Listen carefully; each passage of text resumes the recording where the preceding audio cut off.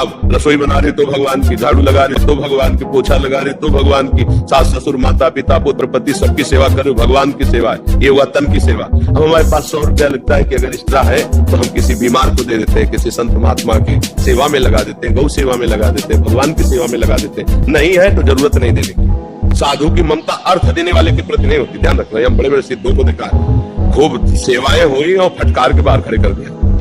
सिद्धों की बात कह रहा हूँ, अच्छे अच्छे महापुरुषों की। लेकिन ऐसा किसी संस्था में हम दान देते हैं तो कोई कम देता है, कोई ज्यादा देता है। अपबल तपबल और बाहुबल चौथो बल है दाम, सूर किशोर कृपा ते हारे को हरिनाम। जो हार गया, जिसे धन का भी बल है तो भगवान मिलने वाले नहीं। उसके आगे देखिए, तन मतलब समय की, वहाँ समय दिया जाए मंदिर में, या मन सिमरन किया जाए, या धन। हमारे शरीर से जितनी चेष्टा होती है सब भगवान के लिए होती है। मानो सुबह से उठने से लेकर शयन तक, शयन से लेकर सुबह तक, साहब रसोई बना रही तो भगवान की, झाड़ू लगा रही तो भगवान की, पोछा लगा रही तो भगवान की, सास ससुर माता पिता पुत्र पति सबकी सेवा कर रहे हो, भगवान की सेवा है। ये हुआ तन की सेवा। और मन को रखो करुणा निधान भगवान के नाम के चिंतन में, और जो धन है वो परिवार की सेवा में लगाओ। परिवार रूपी भगवान ही है, उनकी सेवा में लगाओ। हाँ, अब अपने पास 4 रोटी है, एक ज्यादा हमें लगता है कि तो हम किसी को दे देते हैं, किसी कुत्ते को दे देते हैं, गाय को देते हैं, किसी भूखे को। अब हमारे पास 100 रुपया लगता है कि अगर एक्स्ट्रा है तो हम किसी बीमार को दे देते हैं, किसी संत महात्मा की सेवा में लगा देते हैं, गौ सेवा में लगा देते हैं, भगवान की सेवा में लगा देते हैं। नहीं है तो जरूरत नहीं देने की।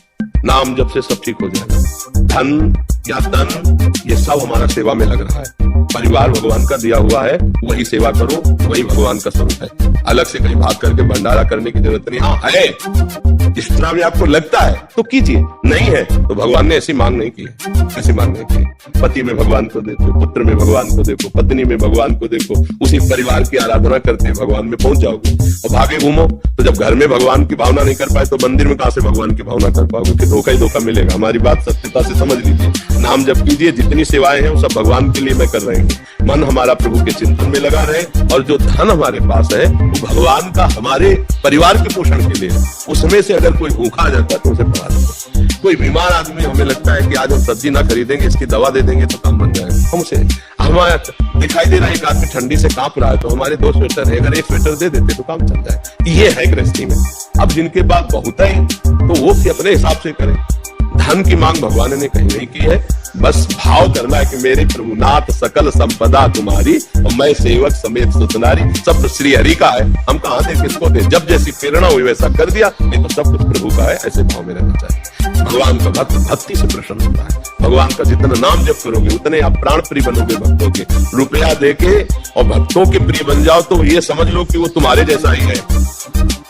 नहीं, ऐसा कदापि नहीं हो सकता। अर्थ देने वाले के प्रति ममता साधु की हो ही नहीं सकती। साधु की ममता अर्थ देने वाले के प्रति नहीं होती, ध्यान रखना। हम बड़े बड़े सिद्धों को देखा है, खूब सेवाएं हुई और फटकार के बाहर खड़े कर दिया। सिद्धों की बात कह रहा हूँ, अच्छे अच्छे महापुरुषों की। जगह खरीदी, कुटिया बनाई, इसके बाद उनके लिए निषेध हो गया, आप कुटिया में नहीं घुसोगे। सब उत्सव हो रहा है, सब आ रहे हैं, जा रहे हो, बाहर दरवाजे के खड़े। वो खिड़की से भी झांक के देख लेते हैं। जब चेहरे में कोई शिकन नहीं तब शाम को खड़े रहे वो, इससे शाम के बुलाया तो आप प्रसाद ले लीजिए, निहाल कर दिया। तनिक भी देहाभिमान, तनिक भी दान का भाव नहीं। तो वो महापुरुषों का संग अभिमान रहित करता है। धर्म से चलो, जो तुम धर्म से कमा रहे हो। कभी एक को अगर रोटी पवा दी तो हो गया तुम्हारा दान। कभी एक बीमार आदमी की औषधि करा दी, हो गया दान। वो दान भी तुम्हें नरक ले जाएगा। कैसे? पाप किया हुआ धन जब आप दूसरे को दोगे तो उसकी बुद्धि में पाप ही चढ़ेगा, उसकी बुद्धि पवित्र नहीं होगी, तो पाप का ही विस्तार हुआ। इसलिए हम इस बात का खंडन करते हैं, धर्म पूर्वक चलो।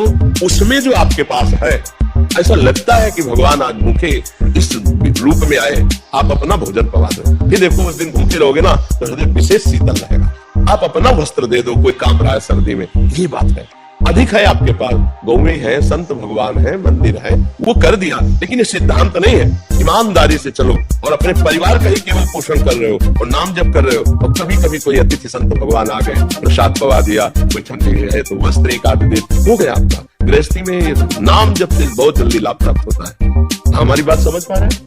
लेकिन ऐसे किसी संस्था में हम दान देते हैं तो कोई कम देता है, कोई ज्यादा देता है। हमारा महत्व ही नहीं है दाने का, तो हम चर्चा क्यों करें?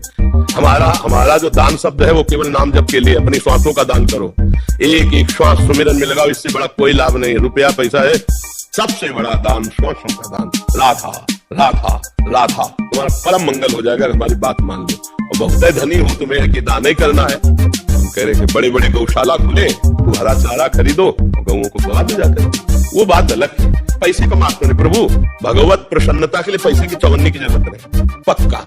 ये हम सिद्धांत के कभी किसी प्रवचन में सुन लो, कभी भी कहीं भी पैसे शब्द की बात नहीं होगी, क्योंकि इसका कोई महत्व नहीं है।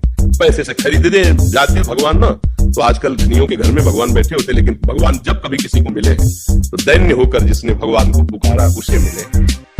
अब बल तप बल और बाहुबल, चौथो बल है दाम, सूर किशोर कृपा से हारे को हरिनाम।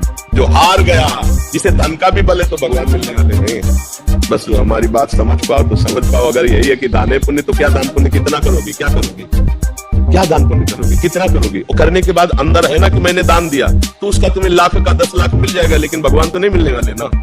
भगवान तो तब मिलते हैं जब ऐसे जीव हो जाता है कि आपके सिवा मेरा कोई नहीं प्रभु, मैं किसी योग्य ही नहीं कि आपको कुछ कर सकूं, क्योंकि जब मैं देखता हूं तो मेरा तन, मेरा धन, मेरे पास जो कुछ वो सब आपका दिया हुआ है ना, आपका दिया हुआ है। तो भला आपकी दी हुई वस्तु को मैं अपनी मान करके आपको पुनः देने की बात कहूं तो भूल ही तो होगी।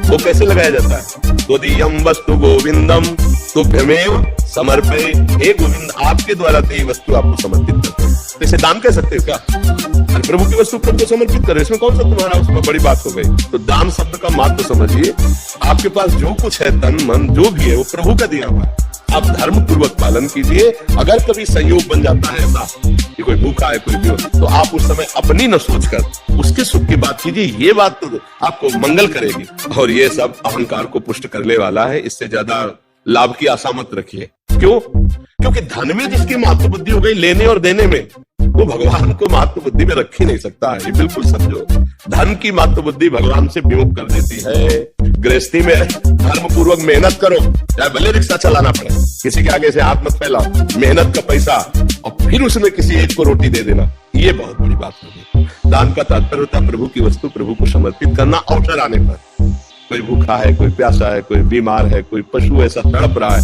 अब तुम्हारे पास पैसा है तो आप प्रयोग करो, उसको दुख रहित करो, इसके लिए